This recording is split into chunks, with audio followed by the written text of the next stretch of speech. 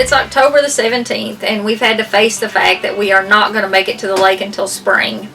We don't want a repeat of last year. We got to go out one time, and it was about this time of year, and we spent 3 days holed up in a boat slip while it stormed, freezing to death.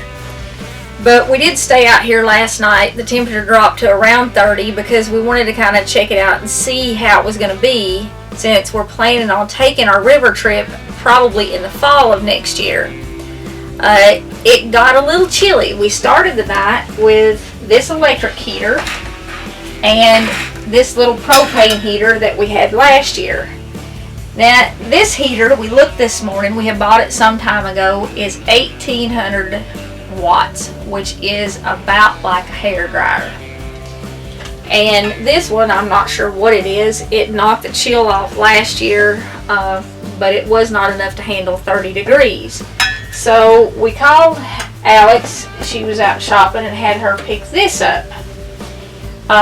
It's a Mr. Heater Buddy Heater. This is the small one. It'll do between 4,000 and 9,000 BTUs. We looked online, and they have a bigger model in this, and it will put out 18,000 BTUs, which it would heat this very nicely. That would use a lot more propane, but you can connect these to a 20-pound bottle. So that's probably what we're going to do, is get the bigger version of this and connect it to a 20-pound tank. And on a 20-pound tank, you could, stay warm for a few days if you had to. You might not be able to run it on high for a few days, but once you warmed it up, you could turn it down and it would maintain the temperature. We just ran this on low last night, which was only the 4,000 BTUs, because we only had it connected to those 1-pound cylinders. And like I said, it ran all night on 2, but the bigger version wouldn't run very long on high on those little 1-pound cans. We kind of tested our water heater a little bit last night too. And to use the water heater, the 12-volt water heater element, we're going to have to heat the water when we are running down the lake with the motor running and the sun is shining and we have all the extra power from the motor and from the solar panels. But so that we have more options, we are going to put a 110 element in here. So when we're in a marina and hooked up to shore power, we can heat it with 110. And also, we added a funnel. So we could actually heat water on the stove and pour it in here and still use the pump and the shower head and everything to get a shower if we want to. So we've just got more options. We can heat water going down the lake with the solar panels and the power from the motor, or we can plug in at a marina, or we can heat it on the stove with the propane. And I think this winter we are going to strap some big propane tanks on here for the heater and for the stove and stuff, so we don't have to carry around several dozen little 1-pound cylinders.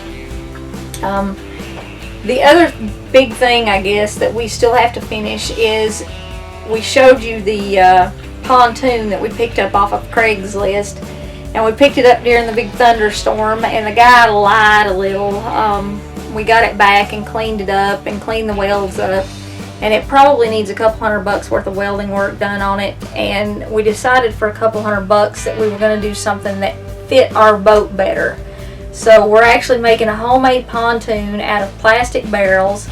We built a cone on the end of it out of spray foam, and we're covering it with fiberglass so that it'll go through the water. We won't have just the big blunt cone or the big blunt barrels hitting the water, and put all that resistance on the motor. And we still have to finish off the fiberglass on the end of the cone, and we're going to keep making little changes. One of the things we did is where we cut this coroplast back here, is I covered the seams with some strips. It makes it a little more airtight, seals out a little more of the fumes from the motor, and it looks a little better. We are, I think, this winter going to order another box of coroplast, and we're going to finish off the inside. I still have to do the curtains. We're going to finish off the ceiling too, I think, close this in. We were thinking about using all that for storage, but there's just not really that much stuff that we want to put up there, and we think the boat would be more comfortable when it's cool and when it's hot if we sealed that up and maybe put some louvered vents out on the ends that we can open and close. Other than that, you know, we're pretty much finished, but we just don't want to take the chance of going out when it's this cold and getting stuck in a marina again, or possibly having engine trouble.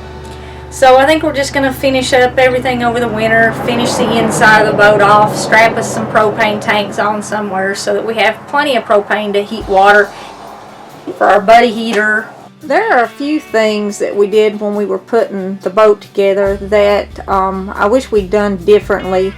And if you do some kind of a plastic structure out of this Coroplast like we did, some stuff you might want to keep in mind: if you're using it on the roof, overlap it more than a few inches. If I had it to do over again, I would not have cut the piece that we capped the roof with. I would have used a whole 4-foot wide piece and overlapped it about a foot. The problem is when you're using it on the roof especially, it tends to curl on the edges, and because we don't have a real steep pitch on this roof, if the wind is blowing, the rain blows right in through the crack. So we may, even before spring, when we get the Coroplast to do the inside, we may just go over top of that with a whole sheet, not take anything off or anything, just put a whole sheet down the middle over top of what we've already got up there. This is our barrel pontoon, and I sealed these up on a day that was about 85 degrees, and you can see they're caved in. Every one of them is caved in. I put the stoppers in them real tight, and then I put some silicone caulk around them. And what happened when the air cooled, it got smaller and it sucked the sides of the barrel in. Well, that caused two problems. Right here you can see one of them. We have them tied up with these ratchet straps, and the ratchet strap got so loose that one of them fell down with it just sitting here. So if you do barrel pontoons, you're going to have to seal them up when it's cold, then strap them up. So we put hinges on these countertops so we can get to the engine and battery compartment. Got some shore power wired in too. We were having problems with the carburetor on the boat, so my daughter Alex got me a new carburetor this past Christmas. I'm just now getting a chance to put it on. So we took the old one off. The carburetors are almost identical. Murphy's Law kicked in, and an elbow broke right away. Becky went to the parts store and brought back an even better one. This one had a fuel shutoff valve on it. We put the new part on, reinstalled the carburetor, and started the motor.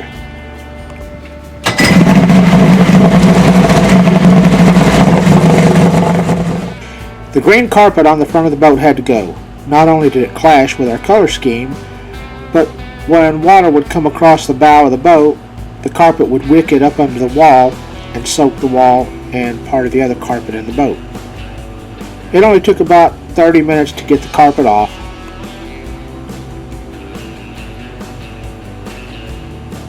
We used a pencil torch to remove any remaining carpet. Becky scraped the plywood for about an hour.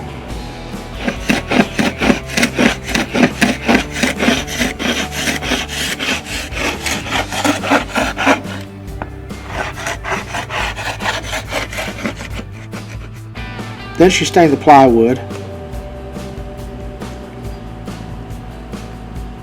and the rest of the porch railings on the front porch. I have to say it looks a lot better. We siliconed between the wall and the floor and then put down a tub caulk strip. This will keep the water from getting in under the wall. The boat looks snazzy with the red, white, and blue chairs to match the boat. We fastened solar LED rope lights along both sides of the top of the boat so that we could be more visible at night. Along with the two all-around white lights, the boat's pretty visible. We decided to cut a fuel door right here. The gas tank is right behind that wall. It didn't take long with a keyhole saw, and we were through the wall and had a door cut, complete with a knob and a latch. Inside the boat we have a trolling motor handle that pokes through the wall, and it also folds up out of the way. Fumes were getting inside of this hole from the boat engine, so we decided to close it up with just a piece of coroplast and some Velcro. We straightened the axle in one of the other episodes, but because of the weight of the boat, it's causing the axle to sag in the middle. We're going to be adding another axle and making it a dual axle trailer. For the time being, we added a piece of 2" by 2" square tubing, 1/8 inch thick, and we fastened it to the axle with U-bolts. You can see the gap between the straight piece of steel that we added and the sagging axle. We added 5 U-bolts, tightened them up. We were not happy with it because it bent the U-bolt base. So we decided to make some more heavy duty ones. We made new bases out of 2" strap, 1/8 inch thick. We cut them with a chop saw. We used the old base for a pattern, put them on a drill press, drilled the holes, and then reattached them. We were much happier with the end result. We also put a jam nut on top to keep the U-bolts from working themselves loose. The axle's nice and straight. Thanks for watching. Don't forget to click like and subscribe, and we'll keep you updated.